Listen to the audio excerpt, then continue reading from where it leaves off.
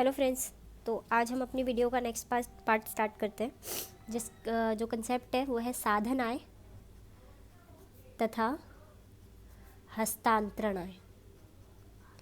ठीक है, बहुत सिंपल सा कंसेप्ट है और इसी कंसेप्ट में मैं आपको आज राष्ट्रीय और घरेलू आय का भी डेफिनेशन समझा दूंगी। अब साधन आय और हस्तांतरण आय को समझने के लिए मैं सबसे पहले एक एग्जांपल दे रही हूँ, ध्यान से सुनिएगा। मैंने बोला आय कैसे आती है, आय किस तरीके से जन्म लेती है। जब आप या तो चीज़ों को बनाएंगे, कौन कौन सी चीज़ों को, वस्तु को बनाकर बेचेंगे या फिर सेवा को, इसी तरीके से इनकम मिलेगी आपको।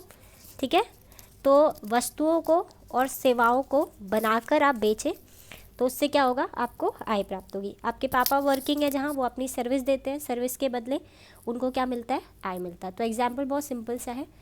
अच्छा, अब यानी अगर हम अर्निंग की बात करते हैं तो अर्निंग हमें उत्पादन से होती है। अब अगर उत्पादन में हम प्रोडक्शन की बात कर रहे हैं तो उत्पादन करते समय बेटा हमें बहुत सारे साधनों की आवश्यकता होती है। साधन मतलब उत्पादन में जो जो चीज़ें हेल्प कर रही है वो सब साधन है।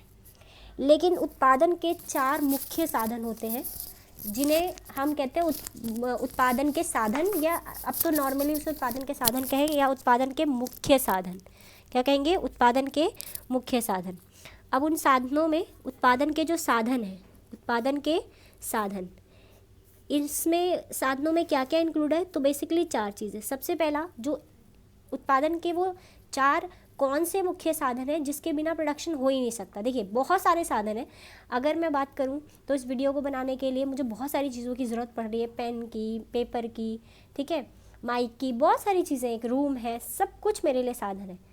लेकिन 4 ऐसे साधन होते हैं जिसके बिना कोई भी बिज़नेस एग्जिस्ट नहीं कर सकता, वो हर बिज़नेस में होते हैं। तो वो 4 ऐसे कौन से साधन है, तो सबसे पहला हो गया भूमि।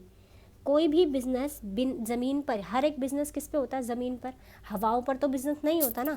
आपको एक पर्टिकुलर एरिया चाहिए जहां आप अपना सेटअप शुरू करेंगे। ठीक है, अच्छा, भूमि के बाद आपको चाहिए श्रम, आपका लेबर, आपके श्रमिक चाहिए आपको। अच्छा, कई लोग कहते हैं अरे मैं तो अपना खुद का काम करता हूँ, मुझे कोई श्रमिक की ज़रूरत नहीं। आप अपना खुद का काम करते हैं, लेकिन आप खुद का काम कर रहे हैं तो भी आप अपने बिजनेस में एज अ श्रम, आप अपने बिजनेस के श्रम ही कहलाएंगे। ठीक है, क्लियर है। अच्छा, इसके बाद तीसरा जो चीज़ चाहिए होती है, वो सबसे इंपॉर्टेंट चीज़ जिसके लिए हम बिज़नेस शुरू कर रहे हैं, पूंजी, पैसा, है ना। तो आपको अगर अपना बिज़नेस शुरू करना है तो भाई पैसे की तो ज़रूरत है, सामान लाना है, रॉ मटेरियल लाना है, तो उसके लिए पूंजी चाहिए। और पूंजी के बाद इन सबको मैनेज करने वाला उद्यमी, ओनर, वो भी चाहिए। ठीक है, तो भूमि, श्रम, पूंजी, उद्यम, ये चारों चीज़ें उत्पादन के साधन है। बेटा ये चारों चीज़ें क्या करती हैं, अपनी सेवाएं देते हैं। ये उत्पादन के ऐसे 4 साधन है जो हर बिजनेस में, आप एक सब्जी वाले का बिजनेस देखेंगे तो उसमें भी आपको ये चारों मिलेंगे, अंबानी के बिजनेस में भी ये चारों है। तो ये मेन साधन होते हैं। ये बात की जाए, ये चारों साधन हो या कोई भी साधन हो, ये सभी साधन अपनी सेवाएं देते हैं, हेल्प देते हैं। ज़मीन अपनी सेवा दे रही है, श्रमिक अपनी सर्विस दे रहा है, तो ये सब अपनी सेवाएं देते हैं। और आजकल मुफ्त में तो कोई एडवाइस नहीं देता, तो सेवा कहाँ से देगा। तो ये सेवाएं देने के बदले ये बोलेंगे भाई हमको पैसा दो। ठीक है, तो आप इन्हें पैसा देंगे, आप इन्हें पैसा देंगे मतलब आप इनका रिवॉर्ड देंगे, हिंदी में इसे कहते हैं प्रतिफल देंगे। अच्छा, हर एक साधन का प्रतिफल है, सबको प्रतिफल मिलेगा लेकिन नाम अलग अलग होते हैं। जैसे श्रमिक को जो प्रतिफल मिलता है उसे हम कहते हैं मजदूरी। क्या कहते हैं, मजदूरी। ठीक है, उद्यमी अपने बिजनेस से जो प्रतिफल लेता है उसे क्या कहते हैं, लाभ। क्योंकि ये सबको जनरली पता है तो मैंने पहले ही बता दिया। ज़मीन, जिस ज़मीन पर आप काम करेंगे उस ज़मीन के लिए आपको, उस यूज़ के लिए आपको उसका क्या देना पड़ेगा, किराया। ठीक है, इसके बाद पूंजी, जिस पैसे से, अब पैसा क्या लेगा, अरे भाई आपने जो पैसा बिजनेस में लगाया वो कहीं से उधार लेके लगाया, तो उधार पे क्या देना पड़ेगा, ब्याज। तो आपका पैसा आपको सर्विस दे रहा है तो उसके बदले आपको क्या चुकाना पड़ रहा है, ब्याज। तो उत्पादन के साधन क्या करते हैं, उत्पादन प्रक्रिया में सेवाएं देते हैं और सेवाओं के बदले उन्हें क्या मिलता है, प्रतिफल। तो बेटा ये मेरे साधन है, ठीक है, और ये उनका प्रतिफल है। मेरी तरफ से मैंने इनको प्रतिफल, रिवॉर्ड दिया, लेकिन ये रिवॉर्ड इनकी क्या बन जाएगा, आय। कई लोग इसे साधन भुगतान भी कहते हैं। देखो, आय कहेंगे इनके नज़रिए से, जिनको मिलेगा वो कहेंगे भाई मेरी साधन आय है, और जो मतलब भरेगा पैसा, जिसे देना पड़ेगा, ओनर देगा ना, ले मजदूर को किराया सैलरी दे देगा, तो मजदूर को सैलरी दिया तो उसके लिए वो ही आय, उसके लिए आय है मजदूर के लिए, और ओनर के लिए वो क्या कहलाएगा, साधन भुगतान। तो एक ही चीज़ है। तो पेपर में आए साधन आय या साधन भुगतान, डेफिनेशन सेम होगी। तो साधन आय क्या होती है भाई, देखो बताओ, किराया, मजदूरी, ब्याज साधन आय। ऐसे थोड़ी लिखेंगे, हम लिखेंगे देखो उत्पादन के साधन, या ऐसे लिखेंगे उत्पादन प्रक्रिया में उत्पादन के साधन।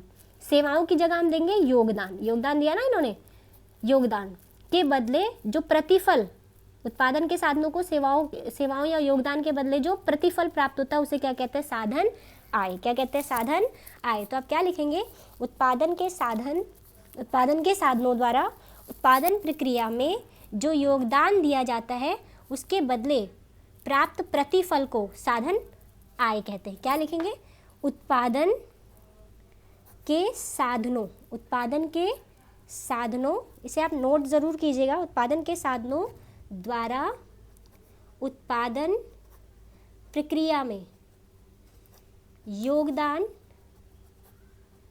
देने के बदले जो प्रतिफल प्राप्त होता है उसे साधन आय कहते हैं। क्या कहते हैं, साधन आय। क्लियर है। अब बात आती है, साधन आय तो समझ आ गया, लेकिन ये भाई हस्तांतरण आय कौन सी भला है। तो हस्तांतरण आय, हस्तांतरण मतलब हंस के मिला है पैसा। हस्तांतरण आय का मतलब हंस के मिला है, जहाँ आपको मेहनत नहीं करनी पड़ी, है ना, मेहनत नहीं करनी पड़ी। जैसे आपको पता चलता है स्कूल में भाई स्कॉलरशिप मिल रही है, चेहरे देखो फूलों से भी ज़्यादा खिल जाते हैं आप लोगों के, है ना। और आपको, आपका बर्थडे आया, आपके बर्थडे में किसी रिश्तेदार ने 2000 दे दिया आपको दिल खोल के। ऐसे तो रिश्तेदार बहुत कम होते हैं, लेकिन आपको दे दिया, तो उस समय भी आपको बड़ी खुशी होगी कि 2000 रुपये मिले, फ्री में मिल रहे हैं आपको सारी चीज़ें। अब कोई बहुत बुजुर्ग इंसान है, उसे पेंशन मिलती है हर महीने अब सरकार से 2000-3000 रुपये, तो उसके लिए वो क्या है, हंसती हुई इनकम है ना, जहाँ उसे अपना कोई भी योगदान नहीं देना पड़ा, कोई उत्पादन नहीं करना पड़ा। तो हस्तांतरण आय क्या होती है, उत्पादन प्रक्रिया में बिना योगदान, उत्पादन प्रक्रिया में बिना योगदान। आप क्या लिखेंगे, उत्पादन प्रक्रिया में बिना योगदान, उत्पादन प्रक्रिया में बिना योगदान दिए जो प्रतिफल प्राप्त होता है, जो प्रतिफल प्राप्त होता है उससे क्या कहते हैं, हस्तांतरण आय। क्लियर है बेटा। तो अगर मुझे डिफरेंस देना हो इन दोनों के बीच में कि भाई इन दोनों में क्या डिफरेंस है, तो डिफरेंस का सबसे पहला जो बेसिस बनेगा वो होगा परिभाषा।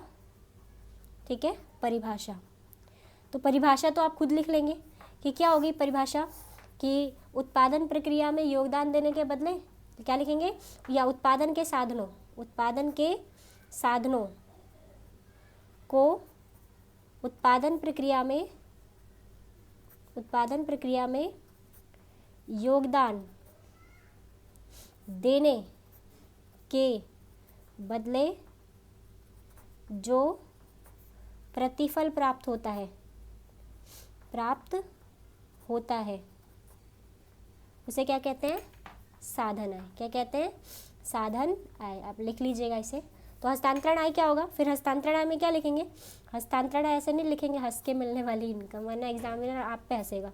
तो आप लिखिएगा उत्पादन प्रक्रिया में बिना योगदान, उत्पादन प्रक्रिया में बिना योगदान दिए जो प्रतिफल प्राप्त होता है, प्रतिफल प्राप्त होता है उसे क्या कहते हैं, हस्तांतरण। ठीक है।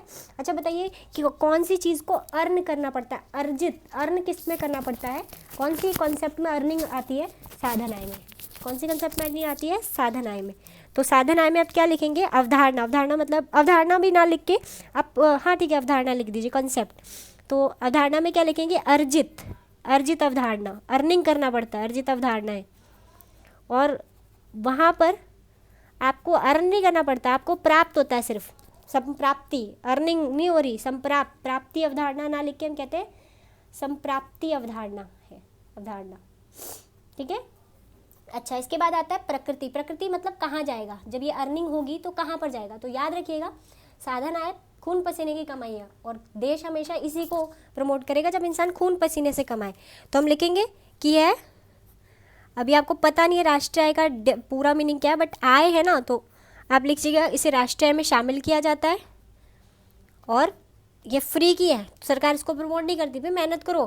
तो यह राष्ट्रीय आय में शामिल नहीं होती, या राष्ट्रीय आय में शामिल नहीं होती, शामिल नहीं होती। क्लियर है? ठीक है। उसके बाद एग्जाम्पल आ जाएगा, उदाहरण। तो उदाहरण में तो आप बहुत अच्छे तरीके से लिख सकते हैं, किराया, ब्याज,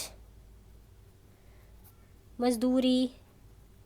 और यहाँ क्या लिखेंगे, यहाँ पर सबसे पहला छात्रवृत्ति, स्कॉलरशिप जो आपको मिलती है स्कूलों में, वृद्धावस्था पेंशन, वृद्धावस्था पेंशन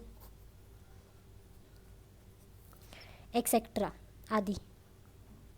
तो ये हमारा साधन आय और हस्तांतरण आय में डिफरेंस है। आप इसको एग्ज़ाम के पॉइंट ऑफ व्यू से ज़रूर लर्न कीजिएगा। एग्ज़ाम में ये क्वेश्चन बहुत बार पूछा गया है, डिफरेंट वेज से पूछा गया है, तो ये बहुत इंपॉर्टेंट क्वेश्चन है। अगली क्लास में हम लोग घरेलू आय, राष्ट्रीय आय के बारे में शुरू करेंगे और न्यूमेरिकल हमारे जो शुरुआती होंगे वो नेक्स्ट क्लास से मैं शुरू कर दूँगी। ठीक है, तो इसे आप लर्न कीजिए और अगर वीडियो आपको अच्छी लगी है तो प्लीज़ इसे सब्सक्राइब कर लीजिए और इसे अपने दोस्तों के साथ ज़रूर शेयर करें। Okay, thank you.